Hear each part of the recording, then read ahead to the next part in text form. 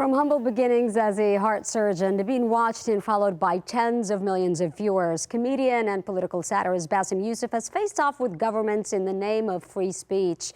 Before his two shows Thursday, right here in San Antonio, I talked with Bassem earlier this week on his journey from medicine to comedy and what helped him get to where he is today. I wish you could be here in person, but I know right now you're busy traveling around doing your tour before you come to San Antonio. How's it going? It was one. First of all, I'm very, very glad to finally meet you, Sarah, even virtually, like a fellow Egyptian. Like both of us are American Egyptians, and I'm very, very proud to see you thriving in San Antonio. And I'm very excited to come to San Antonio. I was in San Antonio a couple of months ago. I did my Arabic show, and then I'm coming back with an English show. I enjoy it. I go on stage, I forget everything, and it's all about me, the audience, and all the comedy in the world. You were known as the Jon Stewart of the Middle East, and you actually developed a huge friendship with Jon Stewart. You filled in for him before on The Daily Show, and you worked a lot with him. How would you describe like your stand-up comedy? I know you said that because of him, you ended up with your own show, and that's how you got your start. Yes. Well, my stand-up comedy, listen, I kind of get my inspiration from George Carlin.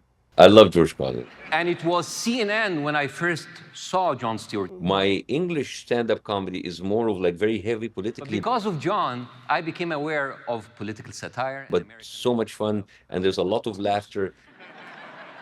I left medicine, and because of that decision, many more patients are alive today.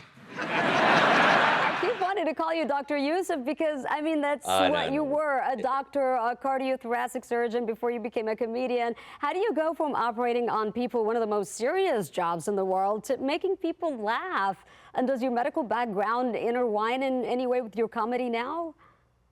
Well, you do that through disappointing your parents, the first thing, I'm very grateful for the life I had for the past 13 years. 2011 happened with the Arab Spring, and then I found myself doing these YouTube videos, went viral. And this is free elections, yes. I left everything to do comedy. I stayed there because there was better money, the show in Egypt was very popular. People liked it. Government not so much. And I had two different regimes in Egypt. كانت أكبر من أي حد. One regime kind of put me through interrogation, and there was a warrant for my arrest, and the other regime canceled me a couple of times, and I ended up leaving because it was too dangerous for me to stay. And I came here and I started from scratch, and I started doing stand-up comedy in English, my second language, only 5 years ago. Bassem Youssef. Bassem, thank you so much. Thank you so much. And I've been connecting with the audiences everywhere. They're like, who the hell is this guy? And they're very nice. Thank you. Thank you very much. Very friendly people. Yes, yeah. Because I've designed that show in order that anybody can relate to, whether you are an immigrant or you've lived and born here born and lived here all your life. People come to me from all kinds of religions and ethnicities, everybody, and everybody see themselves in that show, and everybody come to me and they relate to that show. It is a very, very human experience that has humor as its vehicle. How much of your ability to use comedy has helped keep you powering through all the hardships that you went through? Comedy serves in many ways. One of them is denial. So when you're laughing, you forget your problems. Thanks for nothing, buddy. The biggest reward a comedian will have is to go on stage and engage with people in the crowd, and they laugh with you, and you see the appreciation and you see the love in their eyes. You know that this is better than therapy. People learned about American The politics. good thing about the United States is that it is a country for second chances, and I'm a big believer of the American dream. And I found a second chance here, and I'm very grateful. I'm very, very grateful that I had the platform and the space and the time to reinvent myself and to try to find a different way for expressing myself through comedy, even if it was my second language. And I have to say that comedy in different languages is such an interesting experience. With Arabic, you deal with all of these Arabs with different dialects.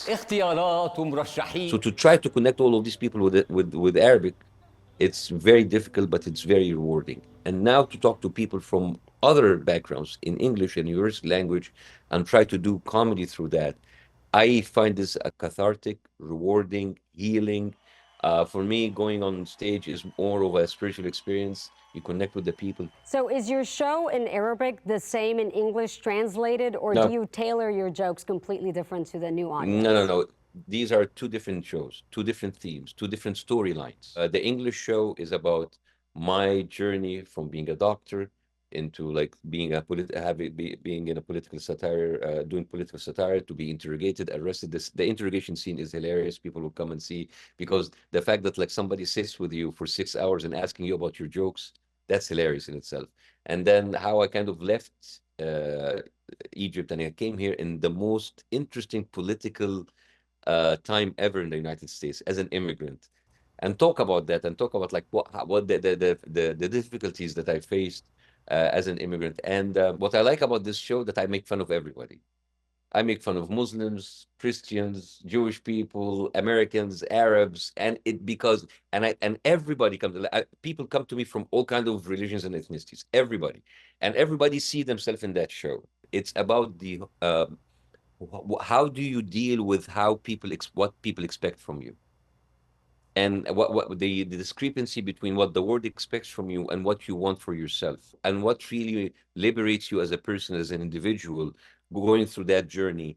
And it's, I know it sounds philosophical, but I promise you it's hilarious. Is that dynamic the same for both audiences in the Arabic shows and the English shows? Are the No, reactions different also? the Arabic show, it is a circus, because Arabs, when you talk to, when you break the fourth wall, Arabs like it's like, oh, he's talking to me, so I have to talk back. So there's much more crowd work in Arabic than in English.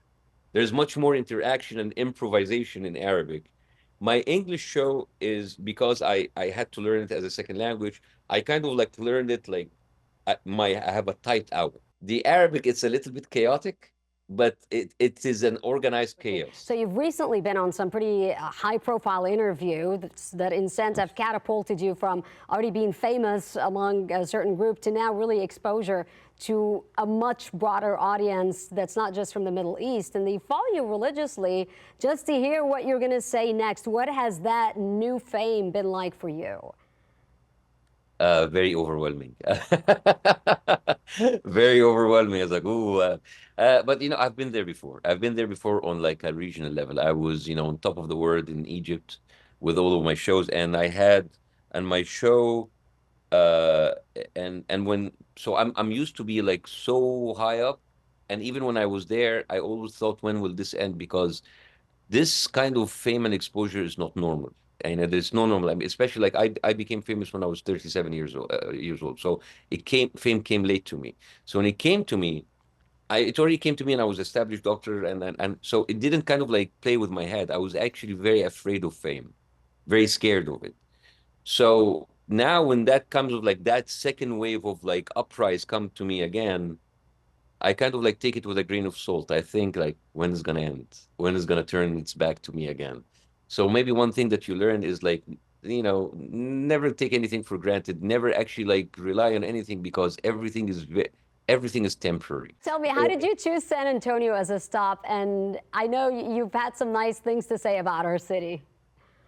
Oh, well, in San Antonio, no, it's beautiful. I mean, I love the downtown area, the canals. It's very beautiful. I've been there. It's very nice, actually. It's very sweet. And the reason I did is that in September I did 3 shows in Houston, Dallas, and San Antonio in Arabic.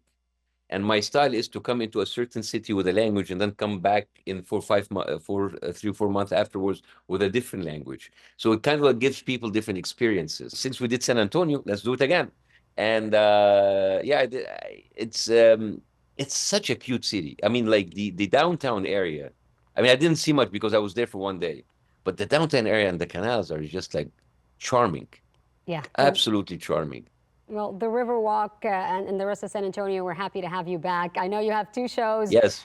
back to back this Thursday. The first show sold out pretty quickly, and you added a second one. But the good thing is people can still buy tickets to that second one.